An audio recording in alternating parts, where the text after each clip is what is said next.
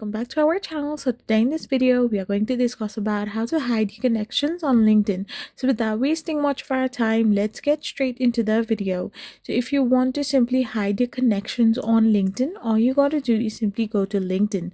Once you're in your LinkedIn, to hide your connections you need to go to your settings. So once you're in your settings, you can simply go to the visibility section. Once you're in your visibility section, you need to simply scroll down, and now in your visibility you can find this option called visibility of your profile and network.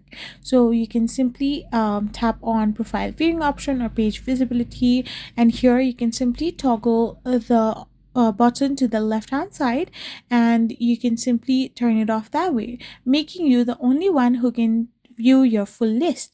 This setting hides the entire connection list, but mutual connection or those who endorse you will still be visible to others. And this way you can simply do it. I hope you found this video helpful, so don't forget to hit that subscribe button and do give us a thumbs up.